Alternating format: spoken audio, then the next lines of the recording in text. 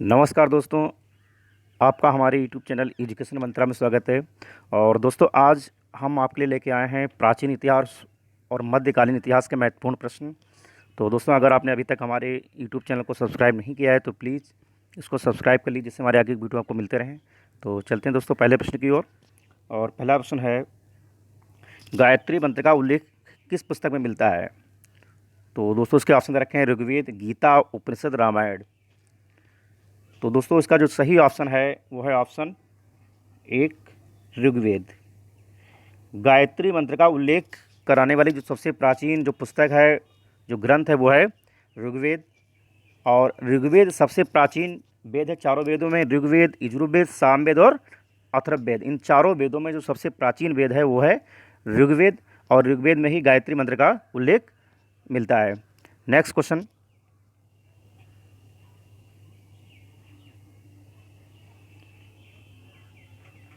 भारत में गुलाम वंश का संस्थापक कौन था? तो इसके चार ऑप्शन दे रखे हैं, कुतुबुद्दीन ऐबक, इल्तुतमिश, केकुबाद और आराम शाह। तो दोस्तों, इसका जो सही आंसर है वो है ऑप्शन एक, कुतुबुद्दीन ऐबक। और दोस्तों, 1206 ईस्वी में कुतुबुद्दीन ऐबक ने मोहम्मद गोरी के मृत्यु के बाद ये दिल्ली के सिंहासन पर बैठा। कब बैठा दोस्तों? 1206 में दिल्ली के सिंहासन पर कुतुब मोहम्मद गोरी की मृत्यु के बाद। और इसी से जो है भारत में गुलाम वंश की नींव पड़ी। नेक्स्ट क्वेश्चन देखते हैं दोस्तों,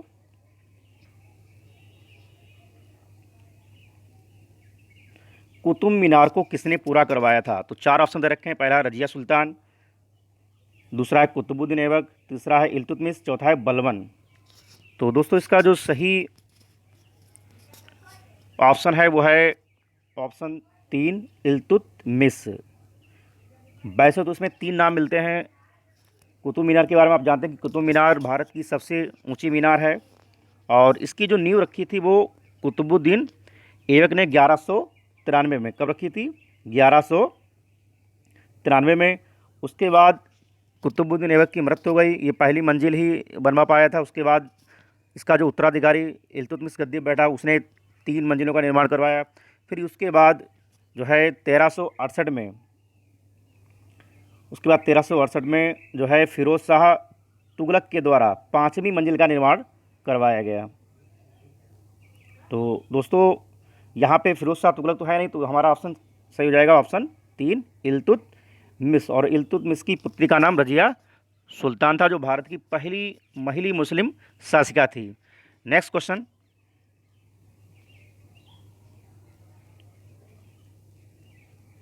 योग दर्शन के प्रतिपादक हैं? तो चार ऑप्शन है, गौतम, दूसरा है कपिल, तीसरा है चारवाक, चौथा है जैमिनी। तो दोस्तों, इसका जो सही ऑप्शन है वो है ऑप्शन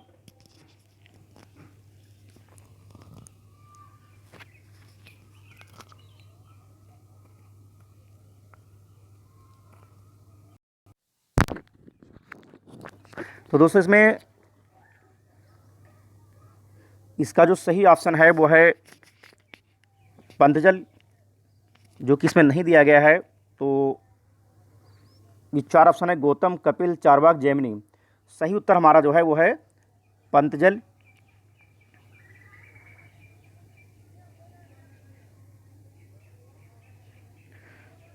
तो दोस्तों, जो योग दर्शन है, इसका प्रमुख लक्ष्य है मनुष्य को वह मार्ग दिखाना जिस पर चलकर वह जीवन के परम लक्ष्य मोक्ष की प्राप्ति कर सके। तो दोस्तों, ये मिस्टेक थी यहाँ पे, जो है थोड़ा टाइपिंग मिस्टेक हो गई, इसलिए वो ऑप्शन नहीं लिख पाए।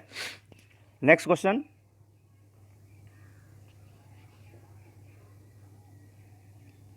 प्राचीन विश्वविद्यालय कौन सा था? तो चार ऑप्शन है, गांधार, कन्नौज, नालंदा, वैशाली। तो दोस्तों, इसका जो सही ऑप्शन है वो है ऑप्शन तीन, नालंदा विश्वविद्यालय। नालंदा विश्वविद्यालय बौद्धकालीन शिक्षा का प्रमुख केंद्र था और सबसे प्राचीन विश्वविद्यालय रहा है। और इसकी स्थापना कुमारगुप्त प्रथम के द्वारा, किसके द्वारा? कुमारगुप्त प्रथम के द्वारा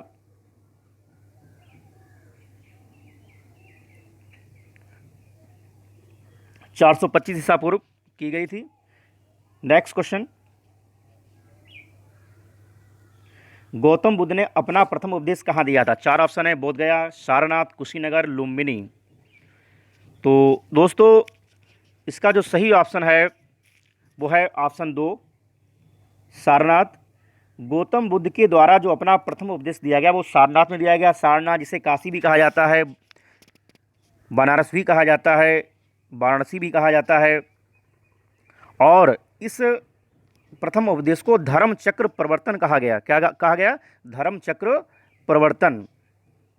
जब बुद्ध को ज्ञान की प्राप्ति हो गई तो उन्होंने सबसे पहले अपना प्रथम उपदेश जो है सारनाथ बनारस में ही दिया था। नेक्स्ट क्वेश्चन देखते हैं। चाणक्य का अन्य नाम क्या था? तो दोस्तों चाणक्य जो चंद्रगुप्त मौर्य के प्रधानमंत्री थे और कौटिल्य के नाम से विख्यात थे, इन्होंने नंद वंश का नाश करके चंद्रगुप्त मौर्य को प्रधानमंत्री बनाया था। और चाणक्य के जो ऑप्शन हमारा इसमें दिया गया वो है विष्णुगुप्त। दूसरा ऑप्शन जो है वो हमारा सही है। चाणक्य को कौटिल्य भी कहा जाता है, विष्णुगुप्त भी कहा जाता है।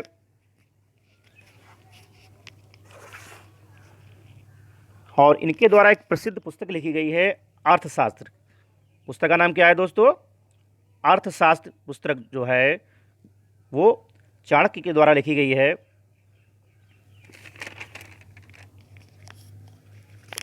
नेक्स्ट क्वेश्चन देखते हैं दोस्तों। मैगस्थनीज की पुस्तक का क्या नाम था? तो चार ऑप्शन है, अर्थशास्त्र, इंडिका, भारत दुर्दशा, गीता। दोस्तों हमारा जो सही उत्तर इसमें है वो है ऑप्शन 2, इंडिका। मैगस्थनीज के द्वारा जो पुस्तक लिखी गई थी वो थी इंडिका। और मैगस्थनीज यूनान का एक राजदूत था। कहाँ का था? यूनान का। किसके समय में आया था ये? चंद्रगुप्त के दरबार में आया, कई वर्षों तक वहाँ पे रहा और चंद्रगुप्त के दरबार में रहकर इसने भारत के बारे में जो भी देखा उसको अपनी एक पुस्तक इंडिका में उसका वर्णन किया। नेक्स्ट क्वेश्चन देखते हैं। सांची का स्तूप किसने बनवाया? तो चार ऑप्शन है, अशोक, गौतम बुद्ध, चंद्रगुप्त, खारवेल। हमारा जो सही ऑप्शन है वो है ऑप्शन 1, अशोक के द्वारा। दोस्तों सांची का स्तूप जो है ये बौद्ध स्तूप सम्राट अशोक के द्वारा बनवाया गया। और कहाँ पड़ता है ये? मध्य प्रदेश में। कहाँ पड़ता है? मध्य प्रदेश में। काफी महत्वपूर्ण प्रश्न है, बार बार पूछा जाता है। नेक्स्ट दोस्तों, गुप्त वंश का संस्थापक कौन था? तो दोस्तों गुप्त वंश का जो संस्थापक था वो था श्रीगुप्त। हमारा ऑप्शन क्या से जाएगा? ऑप्शन 1, श्रीगुप्त। और यहाँ पे एक ऑप्शन दे रखा है समुद्रगुप्त। समुद्रगुप्त को जो है भारत का नेपोलियन भी कहा जाता है। जो तीसरा ऑप्शन है, समुद्रगुप्त को भारत का नेपोलियन कहा जाता है। और ये बीड़ा बजाने का बहुत शौकीन रहा। नेक्स्ट देखते हैं दोस्तों।